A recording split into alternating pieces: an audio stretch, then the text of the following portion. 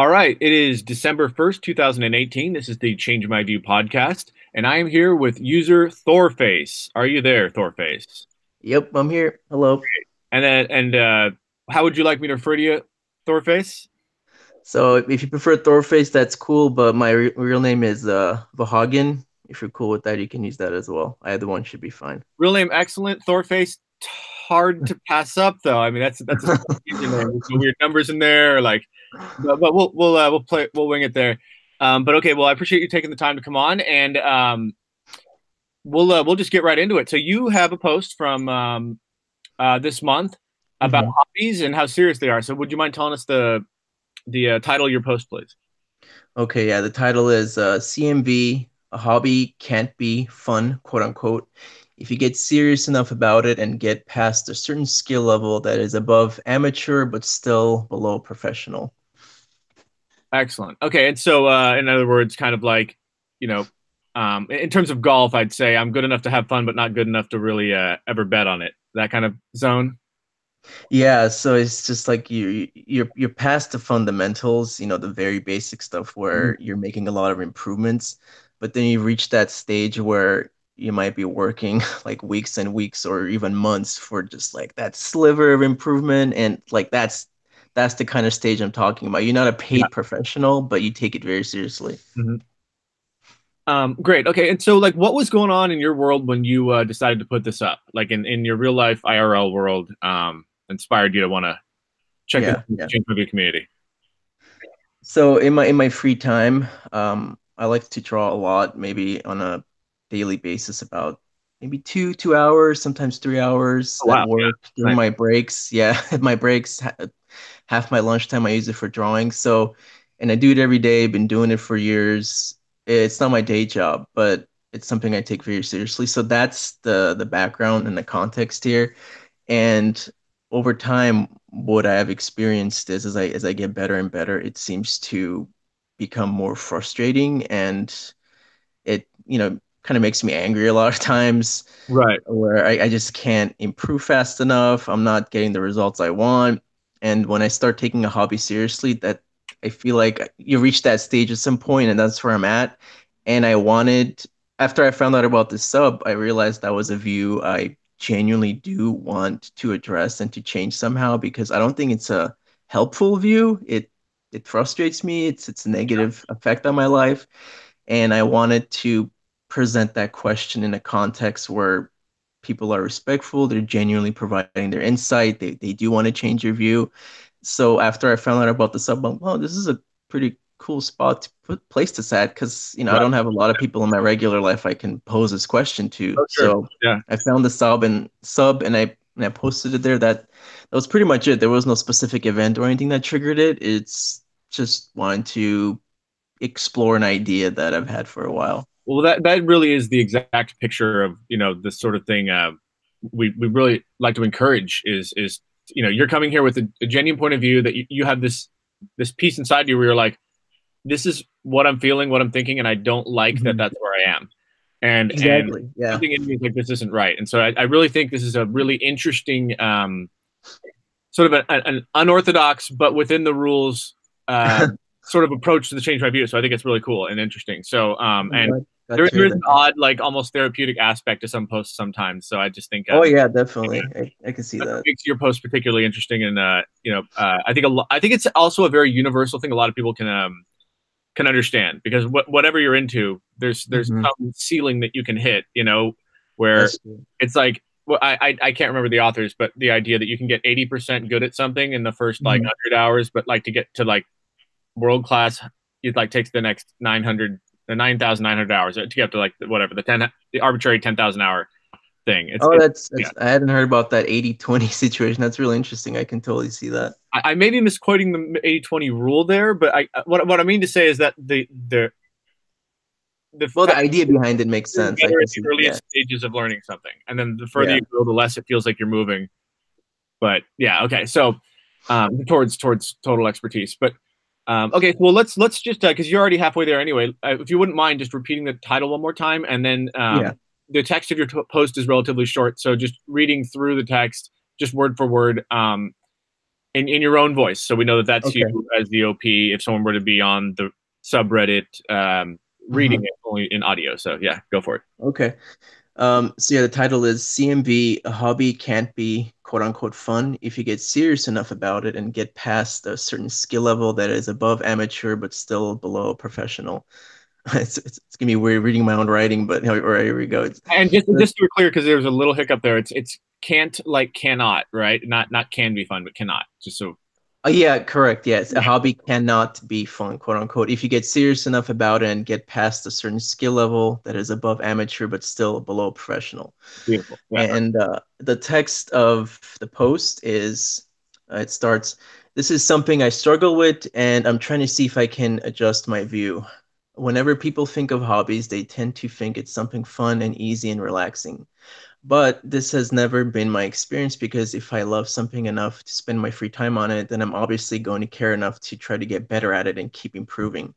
When you get better, you have finer judgment of what is considered good quality and something that is amateur slash crappy quality.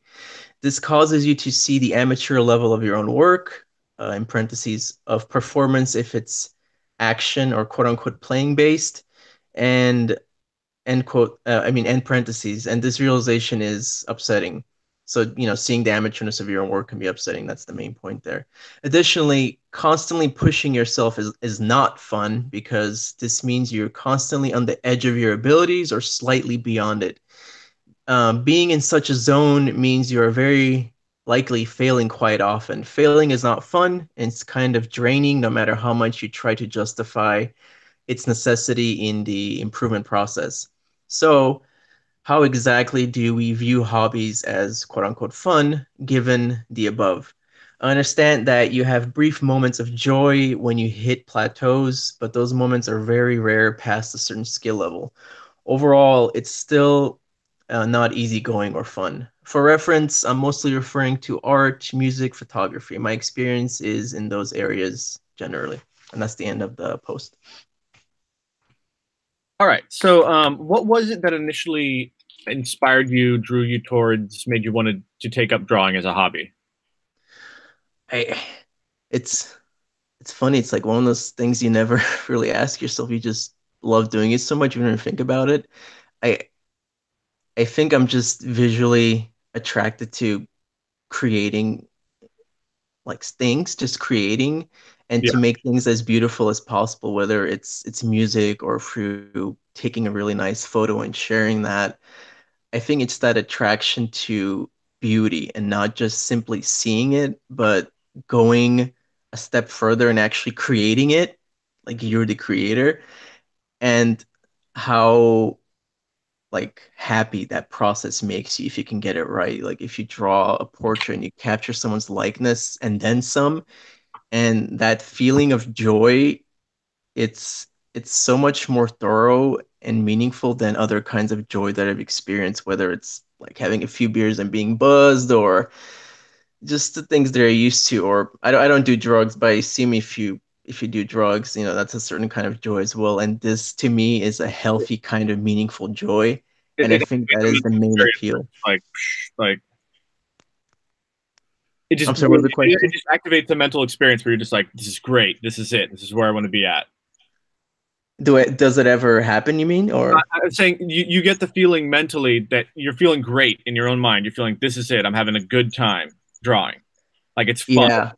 Yeah, it's that moment of flow that people talk about. And Uh, yeah, the better you get, I feel like it increases the chances of attaining that feeling, and it feels pretty amazing if you have it. It's just like the outside world just melts away. You don't feel time, and you just when you enter that zone, you get out of it like, whoa, did just like 30 minutes just pass? What happened? It feels great. yeah.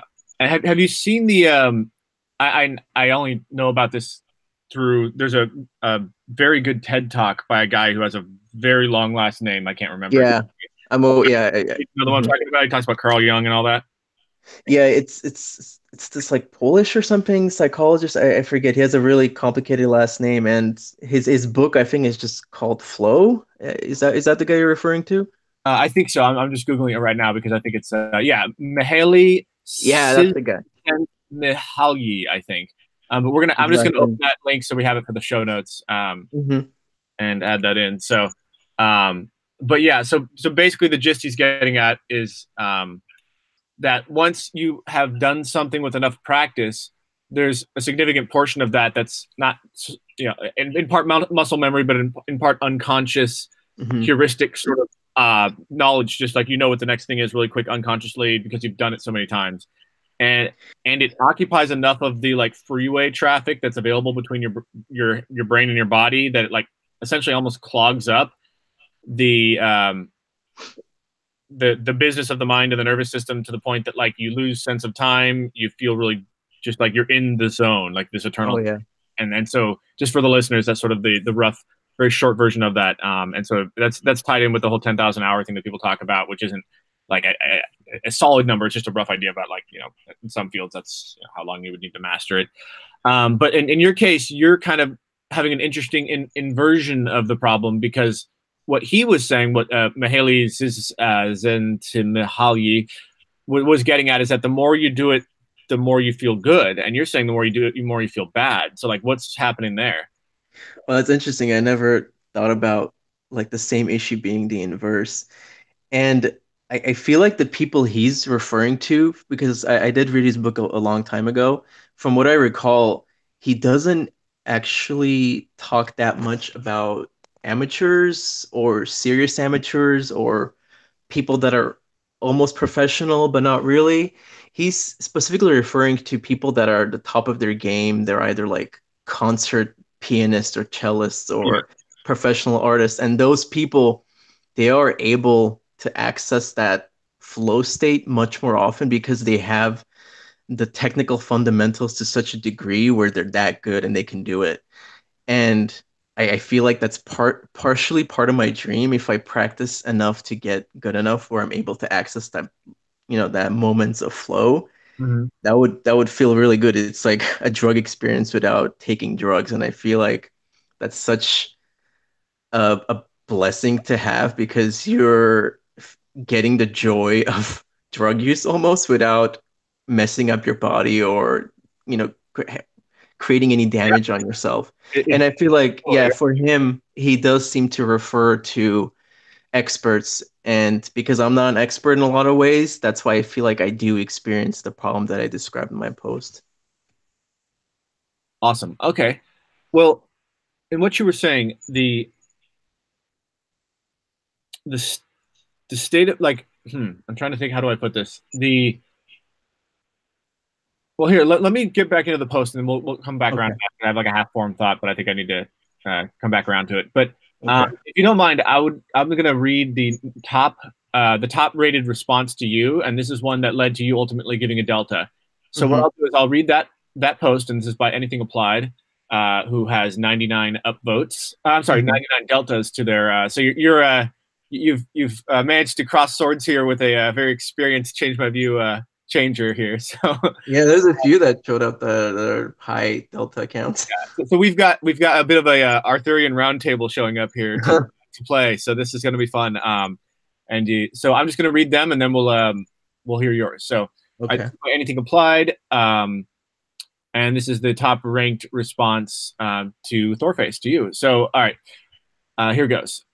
And they say, in response to your post, they say, being extremely critical of yourself can be one tool to getting better at something. And you'll often find that people at the forefront of their fields are extremely critical of themselves to the point where they can't enjoy their works. But that doesn't mean they don't enjoy doing them. That just that they probably spend little time looking back at them. They finish and move on. Directors don't watch their own movies over and over again once they are pleased because it would make them cringe. They see areas that they want to go back and improve, but they can't. A musician can enjoy playing music but cringe while listening to it. A photographer can enjoy being out in the woods at 5 a.m. taking pictures, but they cringe when viewing the final framed results. But being self critical is only a necessity when you're at the forefront of your field. That doesn't stop you from being self critical at any level. Oh, sorry, let me read that again. I sort of mixed up the inflection there. But being self critical is only a necessity when you're at the forefront of your field. That doesn't stop you from being self critical at any level. And that doesn't stop that self criticalness from being partially responsible for your improvement. But there are plenty of people at a professional level that take great joy in what they do. And we're halfway through now. So, okay. You just appear to be someone that is especially self-critical. You can get to the below professional level without being self-critical to the point of ruining your enjoyment. You can even get to the professional level without that. So apart from just concluding that you are an unfortunate soul that is very self-critical and you should try to stop unless significant improvements are is more important than enjoyment, I just recommend spending more time doing your art and less time viewing your art. If you're a painter, for example, try doing 5-minute paintings and just throw them away. It can help you practice doing quick paintings and also help you understand that they don't have to be perfect. And that is the end of the response from Anything Applied, user top response to yours. So, and if you want, you can comment on that or just read your Mhm. response. Totally up to you.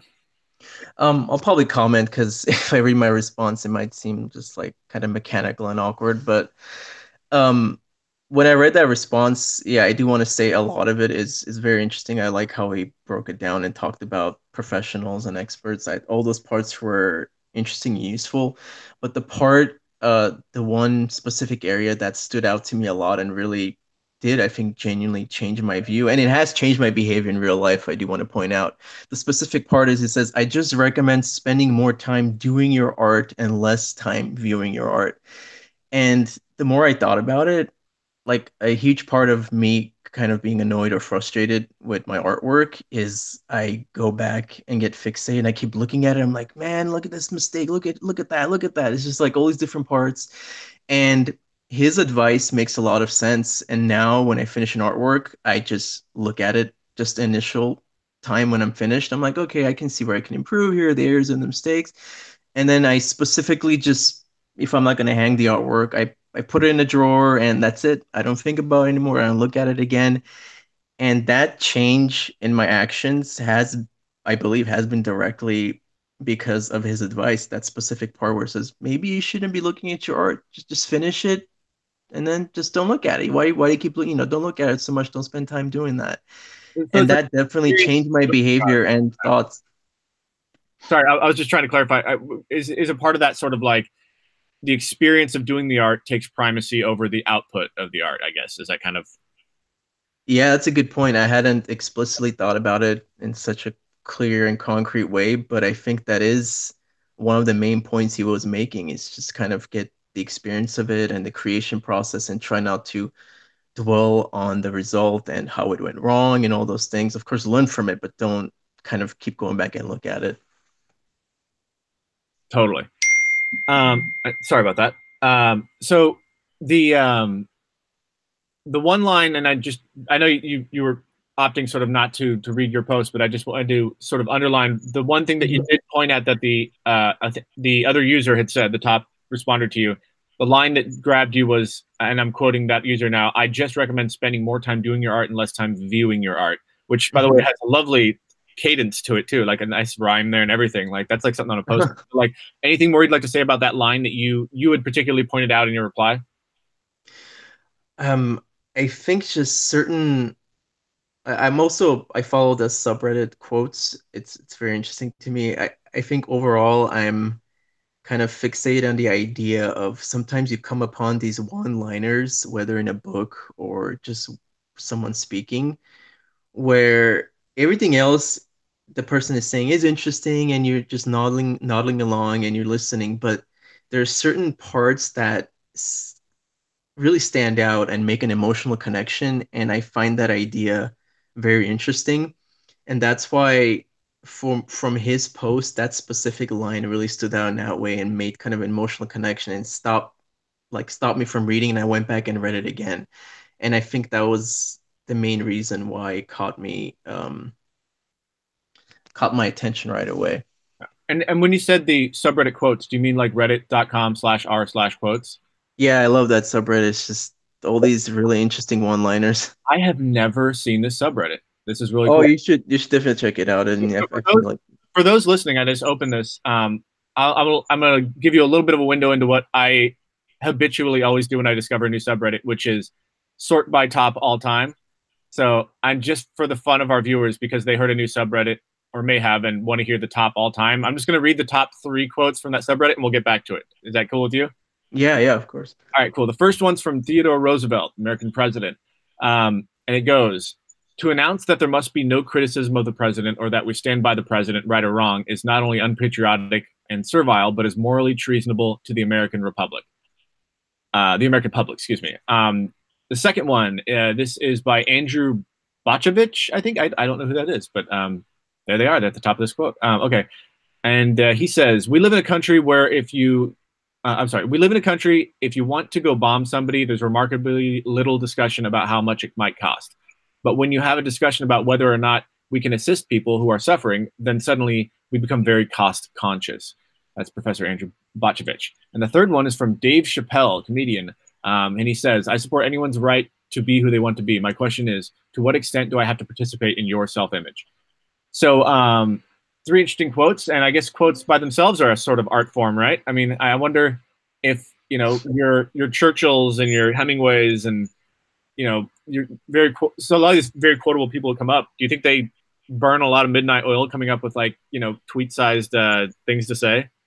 I, I, f- I feel like a lot of those are probably just accidents in a lot of way, and people are just sharing their thoughts and their ideas, and someone from like writing a book or writing an article just thinks it's an important point to highlight, and they end up highlighting it, and then the quote takes on a life of its own.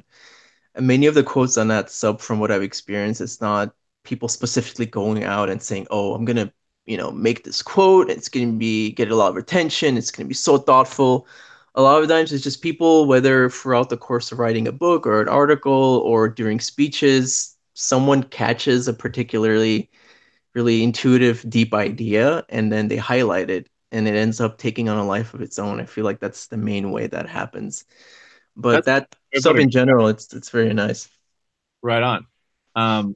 Cool. And I would be remiss not to include one of my favorite quotes from Pascal. He said he was writing a letter to a friend of his, I think, and he said he'd written like an 18-page letter or something, and I might not get this exactly right, but he said something to the effect of, "I'm sorry I wrote you such a long letter. I didn't have time to write a short one." So I said I always think of that when I'm cramming for trying to get an essay in on time. So, but okay. So what I thought we'd do maybe is just go down to the next place where you gave a delta, and we can Mhm. go through that one in the same way. Is that cool with you? Yep, sounds good. Groovy. Okay. So so this number two top comment, and this is one you did offer a delta to as well, is by Reddit user Whisper Digits, spelled like it sounds, whisper like a low voice, digit like numbers. And here's what they say. So they said, I think of a hobby as something I enjoy with the possibility of getting better at. Sure, it's not fun if you're forcing yourself to do anything, but if you're interested enough, it's fun to see yourself advance in skill at the hobby. Paragraph two, if I'm a musician, but I never learned how to read music, I play by ear, and I'm well aware that I'm not the best. I've been on YouTube and seen the prodigies, and I've played with others that are much more talented. I don't play to be the best. I play because I enjoy playing music. It's relaxing and a release. I use my unique creativity to create music that's different than other musicians. It's why people with much more skill like to jam with me. I don't wow myself with new sounds every day. I have produced plenty of garbage, but I enjoy playing, and I have become much better than I was when I started at 12 years old. There are also the time when I finish, there are also the time when I finish a piece that I am really proud of. There are also the times, there we go. There are also the times when I finish a piece that I'm very proud of. And these are what keep me going. The more interest you have in something, the more you want to invest. It's not about pushing yourself to the best. It's about involving yourself in your hobby until you become better than you were the last time you did it. Then again, after that, sorry, the better you become, the more the last time you did it. Then again after that, then again after that. And if you keep interest, you can lose the drive to improve upon it. The author of The Martian wrote and sold his book online for fun. It just happened to be a great story that turned into a movie. We don't have to be experts at something to enjoy it. We just need to do what we enjoy doing, and the experience will come naturally. And so, and I'm just going to draw out the one quote that you cited in your response was that you said, with the possibility of getting better at it, was the quote. So what was it about that grabbed you? So most of his post was interesting, but I didn't find it convincing. Like I enjoyed reading the parts where he's talking about his music, his music and his experiences. I've heard those kinds of advice before. It's kind of, it's cliche. It's like, oh, just do it because you love it, man. And it was kind of, it had that kind of feel to it. I'm like, okay, yeah, that's great. It doesn't really convince me. Um, and the more interest is that, the point is to get better and better. Once again, I've heard that before. Yes, of course, the point is to get better. But the part that did stand out to me and I did find interesting because it refers to, like therapy books I've read and self-help books and things like that. It focuses on the idea of absolutist thinking. If people aren't familiar, it's that all or nothing kind of thinking. It's like, I need to do this, I have to do this, instead of saying, maybe I can do that. It would be nice if that happens. You start Yeah. using terms that kind of give you an out. You're not pushing yourself in a corner. And in his posts, when he's whether he realized it or not, he kind of referenced that idea with that specific part you quoted where he says with the possibility of getting better at it. Specifically, I zoned in on that word possibility. I'm like, wait a minute, he's right. It is the kind of thing that, like, improvement in a craft is the kind of thing I want. It would be nice, but I'm treating it as something that has to happen. It needs to happen. It has to happen. I was stuck in this absolutist mindset without realizing that I was aware of the idea of not getting stuck in that mindset. And reading his post kind of rekindled those ideas in me that I had read before, and it allowed me to change my view in slightly by not being as extreme with my desires. And I now, when I think about my art, I think about it, yeah, it'll be nice if I improve. Like every work doesn't have to be better than the previous one. It'll be nice if it is, but it doesn't have to be. And for him or her to remind me of that idea, it did change my view. That's why I awarded the person with a delta. It's like it's the only delta so far. Maybe I'm the only one that ever gave him delta. I don't know. Gotcha. Um, yeah, it makes me think of like so I when I originally came out to Santa Monica, my goal was to write movies or TV shows, that kind of stuff, and that Hmm. wasn't the path I ended on. But um, at the time, just the idea of a blank stack of paper, like a ream of paper, like there's literally nothing in the way between me and that sheet of that stack of paper and the ink and arrangement of blobs of ink on that paper to make something that could be worth millions of dollars or nothing at all. Like it's the only difference is what's up between my ears. So that idea of a blank canvas, that of a blank sheet of paper, is that so the magic of that world of possibilities of what you could draw literally anything on that. Like, does that still fuel you in a way? That sort of realm of infinite possibility. Yeah, it's a bit intimidating to think about that, but that is a good point to make. Yeah, when you look at that, I am painting right now. I do oil paintings. And when I look at that Oh, cool. canvas, you you might be able to kind of get stuck in that all or nothing thinking because, oh, I can make something amazing or something crappy, something mediocre or amateurish. And to go to his posts, it's like, yeah, you should just worry about the possibility of making something good, something decent. If it doesn't turn out, that's okay, but just focus on, maybe I'll make something good. If it's something good, great. If it's not, well, whatever. I had initially thought that I don't have to make something amazing, and I didn't. Okay, so I'm not really disappointing myself because that wasn't my goal. My goal was to maybe make something decent. And I think that's the important, issue to keep in mind.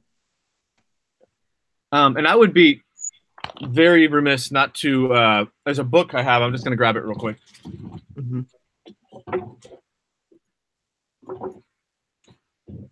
And then for the 1% of people listening that are also listening on YouTube, you can see this is story by Robert McKee, and he's like one of the best screenwriting sort of coaches out there. He doesn't actually have a ton of screenwriting credits to his name, but there's I think something like 60 or 70 Oscar-winning writers have taken his courses, so that seems to be his niche. Not so much Wow. the writing, but the teaching. But he told a story about Picasso and in his the seminar he gives on the same topic. But basically, the idea is that um, in Picasso's in his 80s or 90s, towards the end of his life, he used to burn like 9 out of 10 of his paintings. Like he would paint them, and if it wasn't up to his standard, he would just burn it. He'd walk down from the fourth floor of this brownstone Manhattan house, I think it was, or something like that, to the furnace in the bottom floor, and he'd burn the painting so that no one would ever see the 90% of his work that wasn't his best. And so in his later life, he really couldn't make that walk anymore. So he trusted his family members to burn it for him. And of course they didn't, because like, no, they're Picassos. Like, throw out Picassos. So, in a way it was a betrayal, but also like an interesting sort of, way to think about this lesson of, 90% of what we do is not our best. And when we see other people's work, we're seeing only that 5 or 10% or maybe 1% of, we don't see the 98% that wasn't at that level. And is that, what do you think as an artist of that idea of like, it's not that you might not be good or good as you want to be. It's just that like, no, only some small percentage of the time are you at that best that you feel that is representative of you and yourself and your brand, or however you want to put it. Yeah. That's a really interesting story. I never heard about that. That's pretty neat because I do recall that Picasso made Yeah. over like 10,000 drawings or pieces of artwork or something like that. But that idea that artists or creators in general tend to highlight their very best, especially these days, with social media and websites where image is so important. I actually do think that's a very important point to keep in mind. But at the same time, if someone is truly skilled and they've been working for years and years, I do have to point out that even just the quick quote unquote crappy stuff they do is actually pretty damn good and amazing by most standards. So although I do agree with that idea that people tend to advertise and highlight their best works, but at the same time, I still think their work in general is actually quite good after they practice and get to a certain skill level.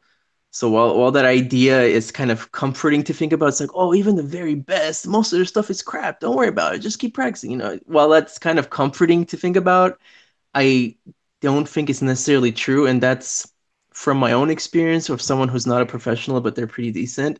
Most of my work is pretty good, even when I'm like sketching quickly. So I assume if someone is a professional and they're way better than I am, most of their stuff is probably good, even the stuff they're not showing. So the idea is comforting, but I don't necessarily agree with it. Gotcha. Well, I guess when you're thinking of the art of art here, I guess in a sense, like, so if I was to go look at like, Carter Buford, Dave Matthews Band drummer, or like one of these famous guitarists, like let's say they took a song that they wrote 30 years ago and they can still, just shred, right? Just like play this Mhm. amazing song. And there was the initial time when they wrote it, right? Um, but then like once they had that thing down and they know it, then they can do it again and again over and over. It's like, a stand-up comedian slowly builds up, seconds over years and minutes, and like, okay, now I have 18 minutes of this. Like, I guess there's sort of two things. There's the initial building of the thing, and then there's the repetition of it. And so a lot of times you can watch some of these people who are drawing, or like on uh, I think it's called penmanship porn. Is that the one? The handwriting porn, the one where they do they use these ink pens and they do these gorgeous. They'll like write the word like, you know I don't know, like tractor, or loaf of bread, but they like it looks amazing, like this calligraphy. So there's sort of like, there's the base level skill or the original. So there's three things here. There's like just base level skill thing, right? Like the guys who can draw the beautiful letters, and gals, of course. And then the second one is like the initial inspiration to make, let's say, like an awesome guitar solo, and then be able to repeat it later. And then there's like the repeat performance, right? So like in these Mhm. categories, and I'm sort of shooting from the hip here, but like, where is your hesitation insofar as your thoughts on the Picasso thing? Um, I guess I'm approaching it from the perspective of art because whenever you draw something new, it's like a chance to fail again in a lot of ways because just because you created something great before it does not guarantee you're gonna, make something new. I think Asimov has a really good quote about how like a writer's or a creative person's life is inherently insecure because even if you're a published artist or writer or whoever you are, you still have a chance of failing. So that is always there, and I understand that aspect of it. I guess my point initially was just the idea of when you get skilled enough, your chance of creating crappy amateurish work is so low, where most of your stuff is actually pretty good. I believe that was the main point I was trying to get at. Totally. So And I there'll guess be it less depends to on the throw away. context too, I'm sorry? There'll be less to throw away, so to speak. Exactly. Yeah. I mean, by your own standards as the artist, I think you yourself might think, oh, 90% of my stuff is crap. That last 10% is good. But if you step outside of that situation, like in that Picasso example, people outside Picasso looking at those works, they probably thought, they think it's really good stuff. But the artist himself or herself has a pretty skewed view. So I guess I do agree with that idea of 90% being crap if we take the perspective of the artist, because the artist usually has such self-critical high standards of themselves, which I guess goes back to my post, that's what causes a lot of anxiety and stress, that they themselves think most of the work is crap. But when you look at it from the perspective of an outsider, you're like, wow, this is actually almost all this stuff is actually good. I don't know what he's talking about. Yeah, it's kind of like the people I know who are like the most high strung or worry a lot about, let's say, what other people think, or that sort of thing. Like, also always have like very organized lives and calendars, and you know, apartments, and like things. So Hmm. it's almost like their worry about those things is also the cause of them to perform well at them in that sense. Yeah, So, that's a very good point. point of view, do you think the worry is a sign that you're on the right path? That the fact that you care so much means that, oh, okay, like good, I'm glad he's worrying. Like if I was like some ancient karate master trying to teach an apprentice or whatever, I'd be like, well, the ones that don't care, I'm not going to bother teaching, but the one who keeps beating himself up, no pun intended, he he's the one I want to teach, because he gives a shit. That's actually a very good point, and that is something I've thought about as the sad part of taking something seriously, because you almost can't have one without the other. As you said, if you truly care about getting better and you care about your craft, about creating quality work, that characteristic comes along with the quote unquote psychological baggage of being stressed out and high strung, as you said. Your question about can you have one without the other? Can you push yourself and create high quality work while also not getting the side effects and the baggage of, the stress and the high strungness? And I don't know. That's a really good question, and I haven't figured that out. Maybe if I run into like a really talented creative person and they just seem so laid back and so chill about it, and but they're creating amazing work, I would love to interview that person and talk to them and ask them like, how are you like not stressed out? It seems like you're creating really good work, you're pushing yourself, but at the Right. same time you've managed to strike that balance where you're chill about it. You're not, this just doesn't seem like you're on edge. I haven't met anyone like that. I don't know of anyone like that. I, So I don't. maybe you're right. I spent some time some years ago working in development and whatnot, Hollywood stuff, and just had the fun of meeting a lot of really interesting, successful, creative people, writers and some comedians and stuff like that. And they really were, like, for the most part, very worried, very hardworking, very like hell bent on getting it right, and just like sweating blood to like get it, like you know like late nights working, like, oh, I was up all night, I couldn't figure this out, like, I'm so sorry, this thing, and I'll read it and be like, this is great, what are you talking about? And just I don't know, it's like this personality quality. Well, I feel like if I dropped them on a desert island and the task was to build the raft to get out, like, they'd be up all night figuring it out. It's they happen Yeah. to be drawn to that particular art, but they also have this deeper embedded drive that is, it is weirdly worrisome competency, that's like they're worrying, but that is, I don't know. The thing that you're describing, that thing of being laid back, having it down, and not worrying about it, and just knowing you're a genius now because you're there. Hmm. I I can't recall a time ever seeing it. I can't either. That's the part that's kind of sad and frustrating. It's like if you want to be good and push yourself and become, an expert at something, do you have to suffer through that? Is there no way of not dealing with those negative emotions and that anxiety? And the hopeful part of me feels like there should be a way, and maybe there is a way if you really maybe look into meditation and like therapeutic concepts, self-therapy, self-help of that sort. Maybe you can figure it out. I don't want to say it's impossible, but like you said, from the evidence we've seen and people we've, me and you have both, talked to and seen, it certainly seems like it's not possible. But I want to be hopeful and say there's probably some way of striking that balance if you do take it seriously and kind of study various things you can do. I can. I was racking my brain a little bit too, trying to think of if there was any exceptions, because I kind of don't like that to be true either. Now that I'm thinking about it, Yeah, exactly. but I have seen. So what? Okay, I'm trying to think of positive examples. One is I have a professor right now at UCLA that does seem to really love his job a lot. Two of them actually. This is Brad Stetter and Zaller, who are in the political science department at I almost said Berkeley, UCLA. They both seem to really enjoy coming to class. In fact, one of them, Brad Stetter, he often uses like stuff from Reddit in lecture, like you'll see memes and stuff. So he's a fairly young guy, and Zaller's I think maybe in his late 50s or something, but he's a very established, well-known guy in the field. But they both do seem to be in the zone. And another person I saw, because I used to have a tiny like sound stage in Santa Monica, so we had a lot of clients that come in and rent the stage and then leave. So we saw a lot of variety of people. But the funniest person I've ever seen in real life, like, and this is number two, by the way, was Jamie Foxx. But number one was a guy named Bob Eubanks, who used to do the Rose Parade commentary and was like a local Southern California news person.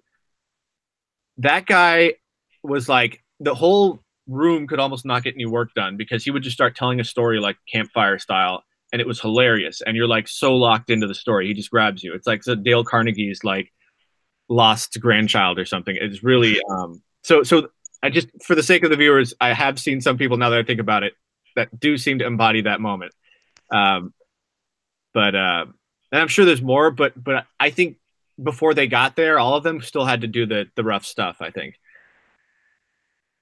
Sorry Yeah, for I can see that. So that's good you mentioned those hopeful examples because like you, I do want to have hope and I don't want to keep dealing with those kinds of emotions. Well, that's why I made that post. I'm like, it's my kind of way of trying to fight back that negative aspect of pushing yourself because it does come with that the difficulty. And end of the tunnel. Yeah, it was part of the motivation for that post. absolutely. Well, looking at this, I saw the two. We've gone through two of the deltas, and I thought there was three, but maybe I missed something. Unless I'm missing a sub. Uh, was it? Did you give away two or three deltas? I believe it was three, but I'm Oh, here we having go. Let me just check the list here. okay. I'll just do the delta log list. Okay, so and we have dead air, dead air. um, okay, so there's that one off of anything applied. We got that one. And then the next one is Whisper Digits Napine. Oh, okay. Oh, Napine is there. Okay, cool. So this is your. So I'll read Napine's post, and then we'll see what your thoughts are on it. Cool. Okay. So it's Nepene. This is someone long, well known, and changed my view. And another knight here with 157 deltas to their name. So, but what they say, they initially start by quoting you. So, if you don't have it in front of you, do you mind if I just read your part? Of course, yeah. Oh, okay, so this is you now, but as quoted by Napine, and here goes. This causes you to see the amateur level of your own work or performance of its actions, or quote unquote playing based, and this realization is upsetting. Additionally, constantly pushing yourself is not fun because this means that you're constantly on the edge of your abilities or slightly beyond it. Being in such a zone means that you are very likely failing quite often. Failing is not fun, and it's kind of draining. No matter how much you try to justify its necessity and the improvement process. So that's the end of your part of the quote. And now this is Napine talking. And here goes. This is probably a you-specific issue. Do you often find yourself beating yourself up about your performance or emotionally drained or anxious over your performance? This sounds more serious than most people have it. That said, there are standard fixes to this drain. People try new sub-aspects of their sub-aspects. That's a new word. People try new sub-aspects of their hobby, which they can quickly improve at or draw things they find fun. So what were your thoughts on that? What led to the Delta? I think for that one, the idea that it struck me that I hadn't thought about. He, I think he was getting at the concept of like, are you maybe confusing the cause of this? Maybe it's not necessarily the art or the hobby, but perhaps at a general level, you're a person that's just anxious and beats themselves up, just in general, no matter if it's a hobby or not. And maybe that's the issue, and you're confusing the ultimate. That's how I'm reading his post, by that's how I understood. Maybe I'm wrong, but that's how I understood it. And he's saying maybe you're confusing the cause, and I'm sure there's a name for this concept of like mixing up causes like this. But when I saw him say that, it made me really think about it in a way where it did adjust my view. And I think it has caused me to view hobbies and art in a less negative way. And now I see it as maybe it's not the activity itself, but me as a person, because I do deal with anxiety. Not as severe as some people, thankfully, but it is something I constantly, struggle with. And when you mentioned that, it made me think about the topic from an angle I hadn't considered before, because I was so tunnel vision and fixated on one aspect of it. And I think that's the part of his post that was very intuitive and thoughtful, and that's what led me to give him a delta. Totally. Something very peculiar here. So, do you ever get moments of strange advertising? You're like, how did they know that? Yes. So earlier, I mentioned like these as being knights, these people who like KNIGHT, these people with Mhm. high delta counts. This is the ad that came up just now. That is a sweater designed to look like a knight's armor from Rose Gal. And then this is the ad that came up within 30 minutes of me saying the word knight. And by the way, not only were they able to know that I was talking about knights, but it wasn't nighttime, like not like armored knight. And this is the ad we're looking at here is an armored, like a sweater that looks like armor from a knight, and that is amazing. Whatever you're doing, Google, that is just incredible. So I'm gonna just wait. Can you see that on my picture? Did I present it right on the screen? I believe so, yes. So I Okay, have my okay, cool. Okay. I'm Yeah, gonna I see it. I see it. like what the hell? Okay, so anyways, I'm gonna switch back, but that was odd. Sorry, someone's stressing and staying up all night getting that ad stuff right. I guess right. Uh, oh, I wonder if it's a mechanical Turk kind of thing. Anyways, okay, but we're on the thing of the art. Um, we've covered all three of your deltas here, and just wanted to know, and sort of maybe move towards wrapping up. Like, what are Mhm. your larger thoughts about this whole topic? About the topic of like the sub itself, like the idea behind it, or the topic of Oh, just any of the that's good, post. really. If you have thoughts, just go for it. I guess at a general level, maybe I can just briefly talk about the sub. I think it's such an important thing to do, uh, because the idea of trying to convince someone to change their view, especially when they hold something strongly, these days it feels like such an impossible task that it has made a lot of people so cynical and defeated. And for you guys to have made this sub and create it in a way where it rewards people for changing views and also attracts people to it that um, want their views to be changed and are actually open to it. I feel like it's such an important pro-social thing that you're doing, and I hope the sub gets bigger and bigger, because if this idea of people actually changing their views is able to be scaled more and more instead of being something that's at an individual level and um, too small of a scale to make a difference, I find that idea depressing. So I hope the sub does succeed and this idea of people changing their views does catch on, because, as you know, our current political environment, people are so tribalist and they're stuck in their ways. And I see this sub as kind of fighting back against that. And that's why I consider it so important. Um, and also, it it does make you a better person in a lot of ways. I've noticed when I've been using the sub, if you want to be awarded a delta, you have to be civil, you have to be nice, you have to do your research, and you can't be lazy about it. Like when I go on the sub, I'm like, okay, I gotta devote an hour to this right now because otherwise, I'm not. I'm gonna have zero chance of getting a delta. I'm gonna be making all these lazy posts, and it's just not gonna be good. So this is like one of those subs where it's not a quote unquote easy mode sub, and you can't casually use it. You really have to be into it. So overall, my thoughts about the sub are actually very positive, and I do check it as often as possible.